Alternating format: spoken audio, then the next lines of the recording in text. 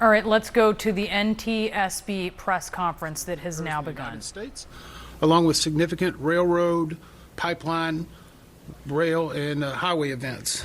We also issue safety recommendations aimed at preventing future losses.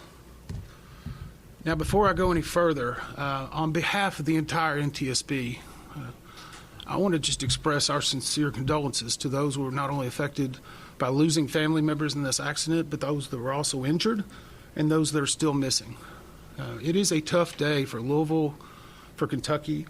It's a tough day as being a Kentuckian myself, and I know what a great community this is, how impactful those people that suffered and have died are, and we've seen it all day. We know it is tearing at the community, and we're deeply sorry, and we are here to try to find out not only what happened, but why it happened, and more importantly, how do we prevent it from happening again.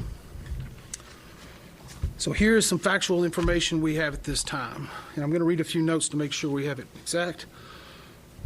The airplane involved was a McDonnell Douglas II, which was then altered to be an MD-11F. The F stands for freighter. It is now handled by the Boeing Corporation. So whenever you hear that Boeing is a party, it is because of the merger with McDonnell Douglas many years ago. The plane was manufactured in 1991 with a tail number of November 259 UP.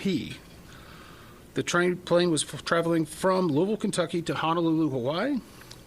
There were 3 souls on board the plane. After being cleared for takeoff, a large plume of fire in the area of the left wing occurred during the takeoff roll. The plane lifted off and gained enough altitude to clear the fence at the end of runway 17R. Shortly after clearing that fence, it made impact with structures and the terrain off of the airport property. A post-impact fire ensued, which covers approximately almost a half of a mile. Now, we have viewed airport CCTV security coverage, which shows the left engine detaching from the wing during the takeoff roll. This and other videos, along with evidence we are finding, are a very valuable asset to our investigators in helping us hone further which areas we were going to be focusing on as we move into further days of the investigation. Now, let me tell you a little bit about our process at the NTSB. What we will do is analyze the facts, determine the probable cause of this accident, and then issue a report on those recommendations. Now, the investigator in charge of this is with me here. It's Chi-Hoon Shin, who has been with the NTSB for 13 years. He is one of our more senior investigators, and in fact was leading one of the groups during the DCA crash. He has a number of other individuals with them. We have approximately 28 from our headquarters and other locations that are either on the ground or will be here before the end of the day. They're also being supported by dozens of individuals at our headquarters in Washington, D.C. and other field offices. As part of this investigation, we will be forming specific groups. And when we form a group, it will be a focus area led by an NTSB individual along with subject matter experts that are in that field that can provide expertise to help analyze the evidence. Our current groups that are being formed are operations. They will review the history of the accident flight and the crew members' duties for as many days before the crash that appear relevant. Our structures group will document the airframe wreckage, the accident scene, including the calculation of the impact angles to help determine the plane's pre-impact course and altitude. We also have a power plants group. They will work on the examination of the engines and engine accessories. We have a systems group. They will study the components of the plane's hydraulic, electrical, pneumatic, and associated systems, together with the instruments and elements of the flight control system. Now, outside of that group, we have also brought in, and another group that we'll have will be maintenance, which will obviously be looking at maintenance records, any work that's been done on this plane for as long as back as needed. We are also bringing in specialists in air traffic control, human performance, aircraft performance, recorders, government relations, media relations, And in addition to our investigators, we have brought 5 of our transportation disaster assistance team. They will be dealing with the survivors, the families, and others under what we call a federally legislated accident from the 1996 Family Assistance Act. Now, tonight we will be holding an organizational meeting and establishing parties to our investigation.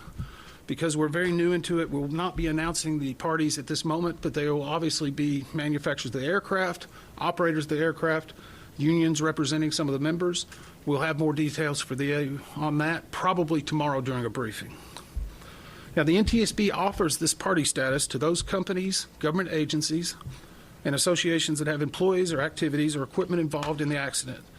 And we offer this because they have subject matter expertise and technical expertise and relevant information to help support the development of the best possible report. Now, once a party joins an NTSB investigation, they are not permitted to release documents or talk publicly about the investigation without the consent of the NTSB. Now, you can rest assured right now all of the parties or potential parties are complying with that requirement, and they're cooperating fully with the NTSB investigators. Again, it will be only the NTSB that will release information regarding this accident going forward. Tomorrow will be our first full day on scene. Our investigative teams, we anticipate, will be here at least a week, if not longer. Our mission, again, is to understand not only what happened, but why it happened, and recommend changes to prevent it from happening again. We will not be determining the probable cause while we are here on scene, nor will we speculate about what may have caused this. Now, since we're just beginning with the investigation, we don't have more factual information to give you at this time, but we believe over the next couple of days we'll be able to unveil a little bit further for you. I do want to also mention this just happened in the last basically 30 minutes. We have identified the cockpit voice recorder and the flight data recorder. This is what is commonly referred to as a black box. We have investigators now that have located it. As you can imagine, it's suffered some heat, not intrusion, but heat around it. These recorders are built for that. And just before we get the question, these recorders were updated from its original manufacturer. They are L3 Harris, installed at 2 different dates. We're going back and verifying that. But we feel comfortable once we get these to our lab in D.C. that we will be able to get a good readout of the applicable data, and that will be yet another point of information that will really help us understand what happened during this point of flight. So I would ask, though, if you have the opportunity to let the public know, we know there's a lot of debris out there. And it's in some yards, it's in some business locations. If you can have any debris or you see something that you think is from an aircraft, please contact us at the email address witness@ntsb.gov. Again, that email address is witness@ntsb.gov. Sometimes we get some very good information from items that are found, and with a debris field a half-mile long, we're still making the determination of exactly where and what parts of the airplane and where they're at. Now, be happy to take a few questions. Again, we are limited in the information. When you do, please tell me who you're with and what your name is. Tom, you made the trip. Thank you, sir. Member Inman, can you talk about a photo that we've seen and video as well, what appears to be an engine sitting on the side of a road or on the road? Is that, in fact, do you believe that's the number 1 left side engine? And separately, you talked about the black boxes that you've identified them, and they should be able to withstand heat, but can you describe what they look like and what, if any, marks, sear marks, black marks there are on those black boxes? Okay, the first question was basically the engine that's been seen in some photographs. We do believe that that is the engine from the left side of the plane. It is actually on the airfield, so it's not off the airport property. That correlates with the video that we've seen of it detaching from the airplane while it is in flight. We also know that a fire was occurring during that time, and so we're analyzing that. In fact, we have teams right now that are preparing to do the runway in what we call a FOD walk. That is foreign object debris. Obviously, the runways have been shut down, but we need to not only take drone coverage and video coverage of where every piece of this evidence is, but then we need to recover it and tag it and those will give us even more pieces of information. So right now, it's still in the field. We're making arrangements for that evidence to be recovered and stored in a secure location.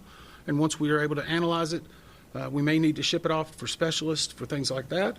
But we do feel comfortable that we're going to get a lot of good information from it. What was your second part? Jeff, can you describe the physical condition, what you saw, and how those black boxes actually look? The physical condition of the black boxes. I've only seen one picture. You could easily tell that it was a black box, about two types of cylinders on top. Our specialists said they were able to easily identify that. We don't know until it gets to Washington, D.C. I will tell you that they're manufactured to a very specific standard. Luckily, they were not in a post-impact fire for multiple days or on the bottom of the ocean. So while the fire may have been intense, it is built to withstand that. And once we get them to D.C. and we can open them up and take the steps, and sometimes we have to take multiple steps. Now, it will be multiple, or at least several days before we have a readout of those, because as we take them apart, we need to let some of our groups go through and do what's called audition them, and then they'll come up with a potential or partial transcript looking for identifying markers that we need to delve into further while we're on the ground. So, and as always, we will never be releasing the actual audio of any of those conversations out of respect for those who are involved in the aircraft. Yes, sir. Alex Capriello with News Nation. While the black boxes and the data recorders are certainly built to withstand heat and exposure and the sort of catastrophe that occurred here, can you give us an idea about the rest of the aircraft, the fuselage, if anything exists, and then perhaps even larger point, the difficulty for you and your investigators when there is a debris field that's half a mile long? So the question is how the rest of the fuselage, the airplane, as it rests right now, what we may have seen, and how it impacts the investigation.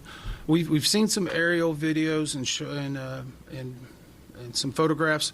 The emergency management here, along with the first responders, have done an amazing job. We've been working with them since we've gotten on the ground. They have some command posts set up, and I just want to applaud them for not only the work they've done and the work they are doing and the courtesies they're providing us, along with the UPS staff and everyone here at the airport.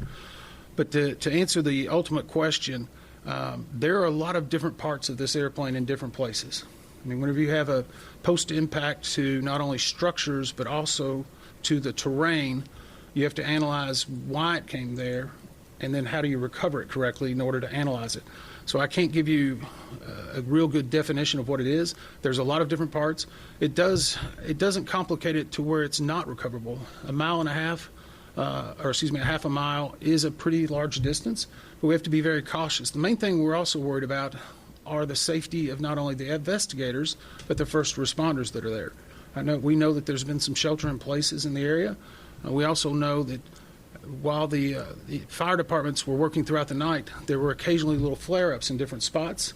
So they're having to constantly monitor that to make sure it's safe for someone to get in. So it may not be the length of the debris field. It may be where the debris field is in, say, a recycling facility or another location, and the amount of, course, fuel that the plane was carrying. Those can all add to the complexity of an investigation.